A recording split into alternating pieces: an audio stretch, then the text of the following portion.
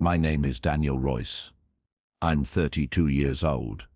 I work as a systems analyst and spend most of my time building data infrastructure for small businesses.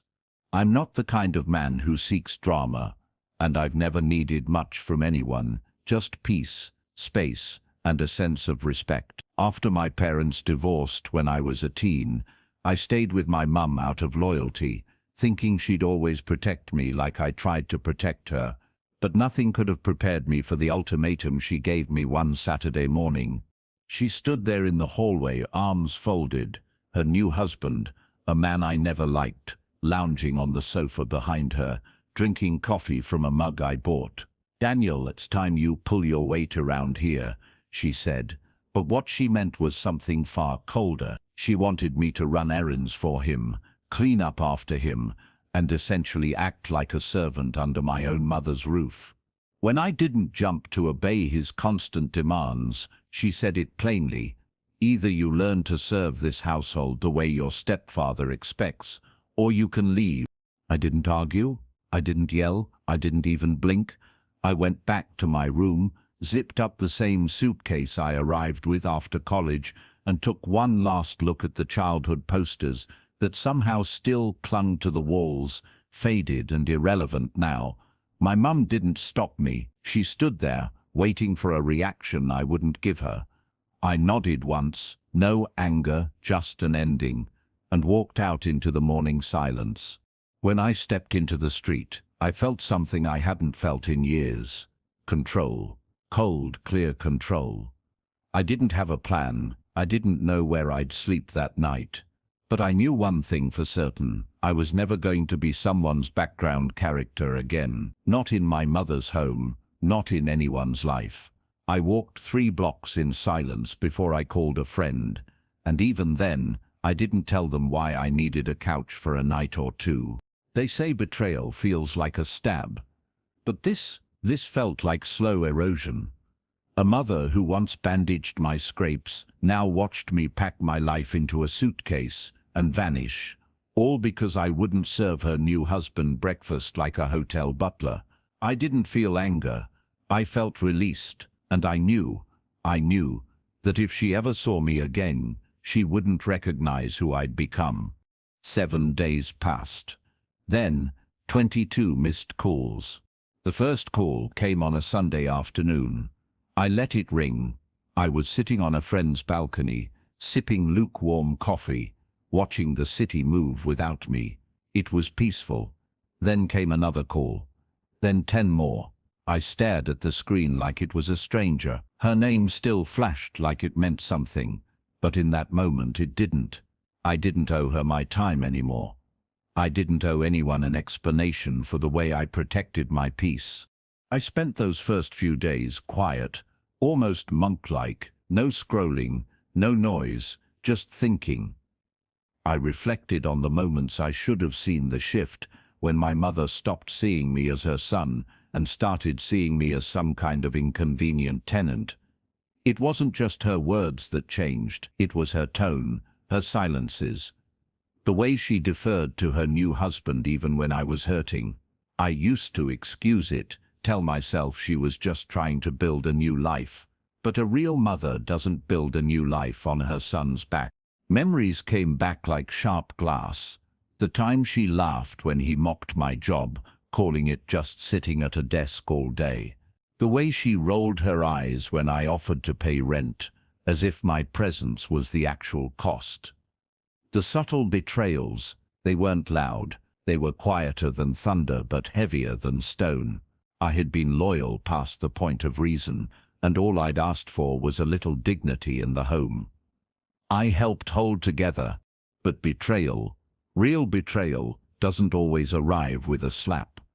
Sometimes it arrives with a smile and a condition.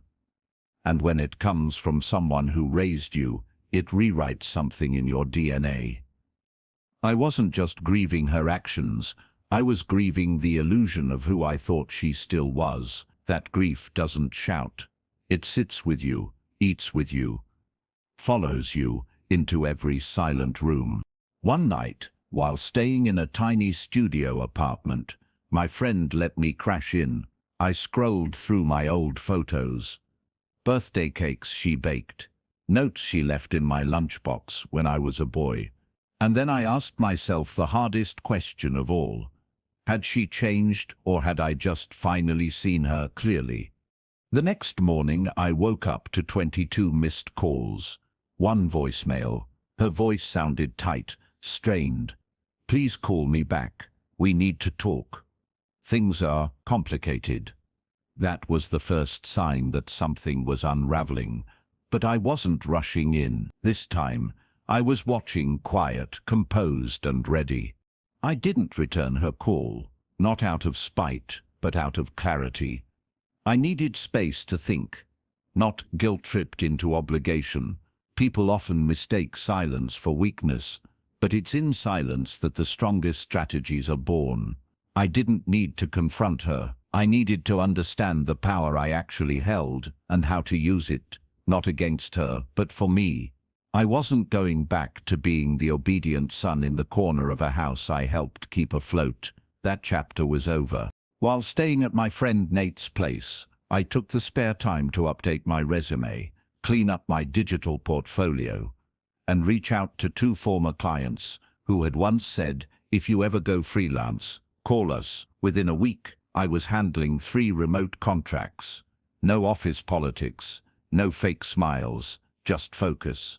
My bank account wasn't booming, but it was breathing, and I realized something terrifyingly beautiful. I didn't need anyone's roof to build my own foundation. In the silence, I started piecing together everything I'd helped them with financially over the years.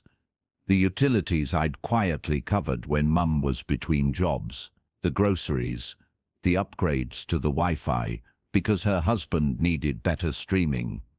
I started gathering receipts, not to throw in her face, but to remind myself I hadn't been freeloading. I had been contributing, and I had every right to leave with my head high. Then I remembered something she had once dismissed. A small piece of land my late grandfather left in my name, far out in the countryside. It was overgrown and neglected, but it was mine. No one had touched it in years. I pulled up the documents, scanned through the legalities, and made one phone call to a property manager. His words lit something inside me. With the right development, this place could be worth quite a bit. That night I laid out my options. I could chase validation from people who discarded me, or I could build something that couldn't be taken from me. I chose the second. I started sketching ideas on paper. Tiny rental cabins, eco-retreats, remote work, getaways. I stayed up until 3 a.m., not because I was worried, but because for the first time in years, I had a vision that was mine alone. And as I started moving pieces quietly behind the scenes, I noticed something. The more I detached, the more they panicked.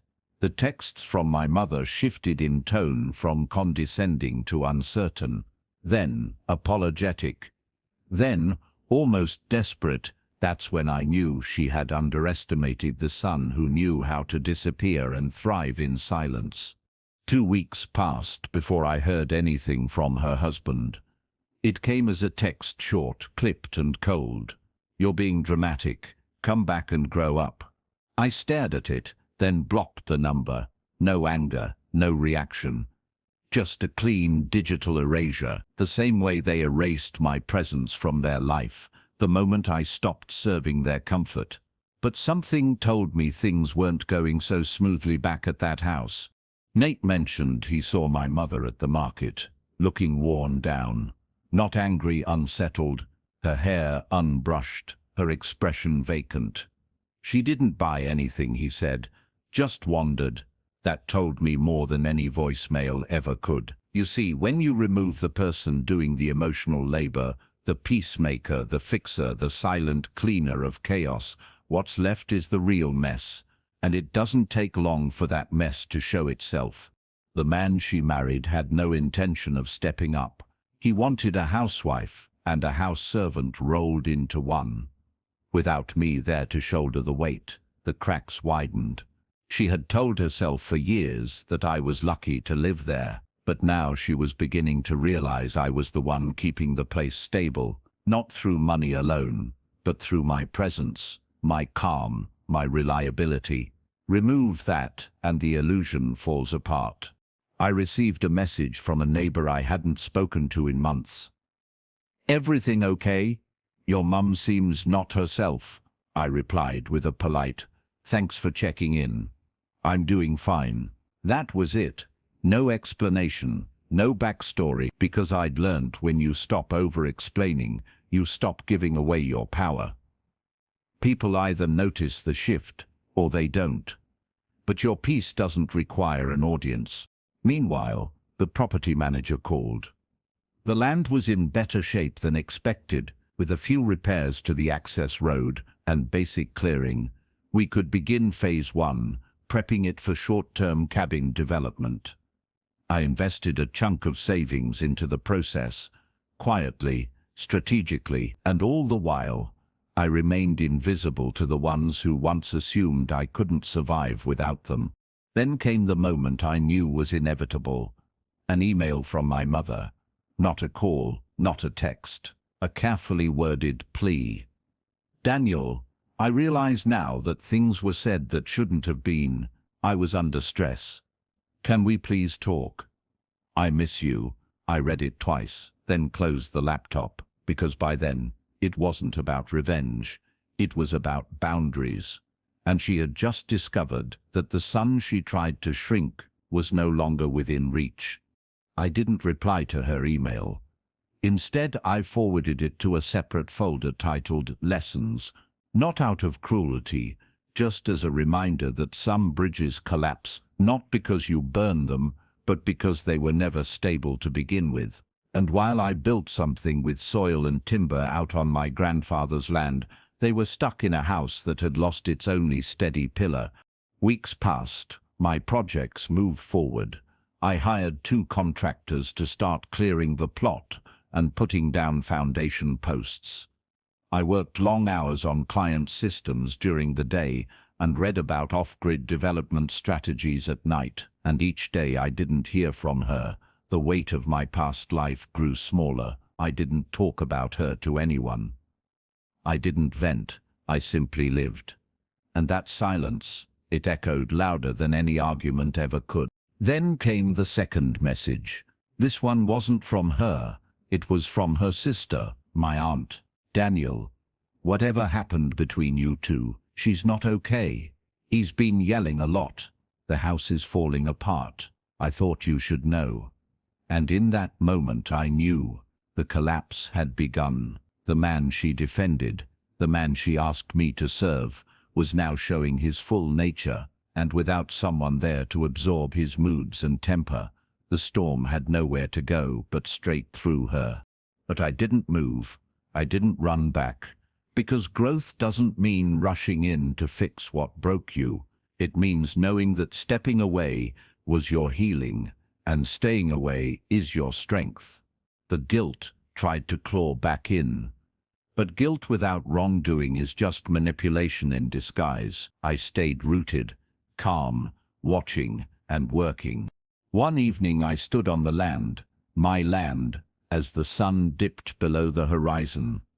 The first cabin frame was up. It was small, unfinished, but it was mine. Not bought with handouts or appeasement, earned quietly. Every nail and plank a middle finger to the lie they tried to make me believe that I had no value without their approval. Now, I was building something that would outlast them. Then I checked my phone. 22 missed calls, all from my mother. No voicemail, just silence on her end, desperate noise on the screen, and I realized the roles had reversed. The son they underestimated become the man they couldn't reach, not because he was hiding, but because he finally chose peace over permission.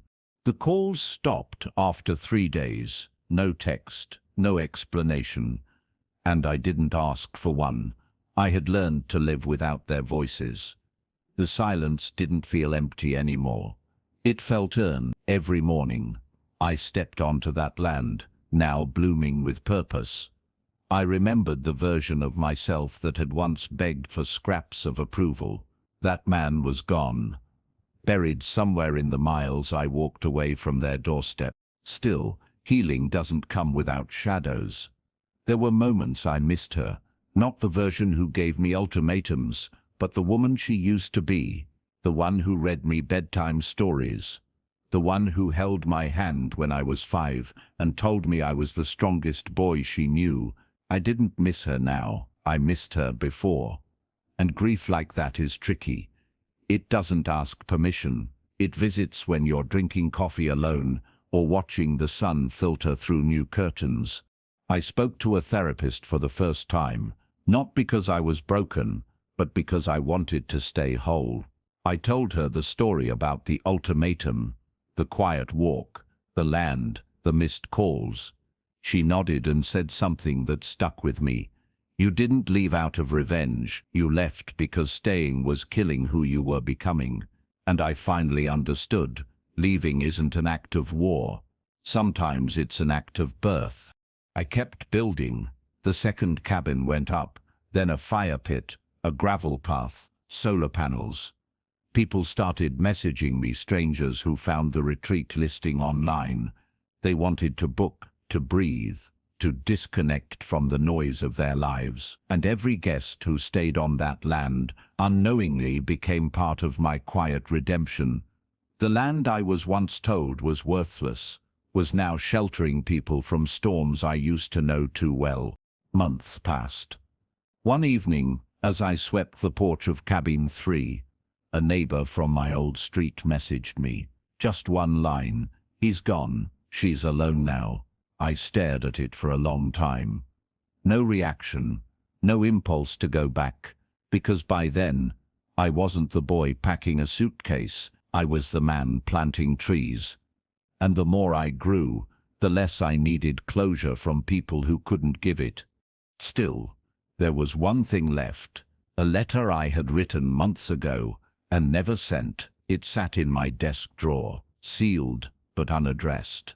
In it, I told her everything, not to wound, but to witness. I thought about sending it. I held it in my hands. Then instead I lit a match and let it burn slowly in the fire pit I built with my own hands. 2 weeks after that message, I saw her name again. This time, not on my phone. On the gravel road, leading into my land. Her car, parked, dust settling around the tires. I watched from the edge of the trees, not moving, heart steady. She stepped out slowly, looking older, smaller, like the weight she once wore as pride had turned into something heavier. Regret. She didn't see me. She just stood there, looking at the cabins, like she couldn't believe any of it was real. She walked a few steps, stopped at the base of the first cabin, and sat on the stairs. She looked around, eyes scanning for something, maybe a memory, maybe a sign. She didn't call my name. She just sat there, and I understood then that she didn't come to demand. She came because life had done what I refused to humble her. And that's the kind of justice no revenge ever delivers. I watched from a distance for nearly an hour. Then I stepped out, slow and calm. She looked up and froze. Her lips parted, but no words came out. Just eyes full of something I couldn't place: shame, sorrow, longing. She stood, took one step forward, and said, "Daniel," like it still held weight. I waited. Let the silence answer first. She swallowed and said, "I didn't know how wrong I was until he left. And I saw what was left of me." I didn't offer comfort. That's not what she came for. What she came for was confirmation that I was okay without her. And I was. I told her I hoped she found peace, that I had. She asked if she could stay a night, just one night, not as family, but as a guest. I nodded once. She stayed in cabin 1. I gave her no discount. She didn't ask. The next morning she left before sunrise. No goodbye, no apology note, Just a single word etched into the guest book in soft cursive. Thank you. I read it and felt nothing but peace. No anger. No triumph. Just a quiet knowing that I had built something stronger than revenge. I had built myself. And that's the thing no one tells you about closure. It rarely comes wrapped in the words you wish they'd say. Sometimes it comes in the fact that they had to come see what you became and pay to stay there. The cabins began booking out months in advance. People came from cities, burnout jobs, crumbling marriages. They came to heal, to sleep under quiet skies, to cook over fire. I didn't give them therapy. I gave them space, and I watched strangers do what I once did, reclaim their breath. It became more than a business. It became a sanctuary, and in that, I found a purpose no family label ever gave me. I still never spoke to her again after that night. Not because I was cold, but because I had accepted who she chose to be. And part of healing is learning to love people from a distance, when they no longer belong in the daily rhythm of your life. She had made her choice once, I had made mine, and we both had to live with the aftermath. I planted trees on the edge of the property, oak, maple, cedar. Each one symbolized something I'd let go of: anger, grief, guilt. And as the trees grew, so did I. With every guest who checked in, with every fire I built, I found another part of me I didn't know I had. Not the son, not the servant, but the man who built his own table and no longer begged to sit at anyone else's. Sometimes guests asked if I had family nearby. I always smiled and said, not close, and that was enough. They didn't need the story. The land told it for me. In the way it stood quiet and strong, in the way it held the footsteps of the broken and let them leave lighter. That was my legacy now. Not what I came from, but what I chose to create. And when I walked the paths alone, I didn't feel lonely. I felt rooted, like the boy I used to be had finally made peace with the man I became. And if I ever had children, I would tell them blood is a beginning, not a bond. Character is the true inheritance. Because sometimes the family you survive is the very reason you learn how to truly live. It's strange how pain becomes wisdom when you carry it long enough. The betrayal that once cracked my chest open now felt like the blueprint to my strength. I didn't wear it like a wound anymore. I wore it like armor, not to keep the world out, but to remind myself that I no longer had to prove my worth to anyone who made me feel small just because I didn't fit into their version of useful. Every now and then, I'd find a note left behind by a guest. Folded napkins with scribbled gratitude. Messages etched into wood with shaky hands. One woman wrote, "This cabin saved my marriage." Another, "I remembered who I was here." And I'd smile, not because I was proud of the business, but because I had unknowingly created what I once needed. A place to land when your whole life feels like it's rejecting you. I reinvested in the property, built a communal greenhouse, added a stone meditation circle near the trees I planted in silence. What began as escape had turned into presence. The land didn't just hold cabins, it held intention, energy, peace, and every new addition whispered, "You don't owe your past anything that costs your peace." It became my way of making peace physical, a map of the man I had become. There was one last cabin I built, set apart from the others. A bit smaller, simpler. I called it the first door. No one else knew the meaning, but I did. It stood for the first door I ever walked out of, without looking back. My mother's, and sometimes I'd sit on its steps at dusk, not in bitterness, but in reflection, because that door taught me everything I needed to know about walking into myself. One evening, a young guest, a man about my age, asked if I'd ever lost someone I loved. I paused before answering. "Yes," I said, "but sometimes the loss isn't death, It's watching someone live in a way that makes you realize they were never who you hoped they'd be. He nodded, quietly, and in his eyes, I saw the same ache I once carried. I didn't offer advice, just presence. Because some truths don't need fixing, they just need witnessing. And as I stood under the stars that night, the air smelled of cedar and ash. I whispered a silent thank you, not to her, but to me, to the version of me who walked away with only a suitcase and a heartbeat full of hope. Because that man, built everything I now called home. Years have passed now. The cabins are booked a year out. The land flourishes with wildflowers, laughter, and stories left behind by people who learned how to breathe again. No one here knows the full history. They don't need to, because this place was never about the pain. It was about what grew from it, about rising quietly, without permission, without applause. I occasionally receive birthday cards from her. No return address, no phone number. Just love, Mum, in handwriting that started to tremble. I don't respond. I don't resent her, but I also don't reopen closed doors.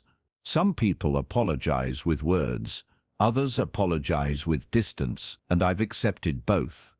My peace isn't built on her redemption. It's built on my release. I now teach a small workshop twice a year on solitude and healing through nature. It sells out fast. I don't speak much during them. I guide, I point, I let people find their own answers, because I know now healing isn't something you give, it's something you unblock, and my job is not to fix, it's to hold space. Sometimes, I still walk by the first door. I touch the handle, smile faintly and walk away. It reminds me that every beginning looks like an ending when you're in the middle of pain. But now I know better. That door was the threshold to the man I was meant to be, and I honor that walk, not with bitterness but with gratitude. If you're listening to this, maybe you've had to walk away from someone who was supposed to protect you. Maybe you've been told that love comes with conditions. I'm here to tell you, it doesn't. You don't need to serve anyone's comfort at the cost of your soul. You were born to build something no one can take from you. Something quiet, unshakable. Yours. My name is Daniel Royce, and the day I walked away with just a suitcase was the day I walked into everything I ever needed. Peace, purpose, and a legacy written in silence.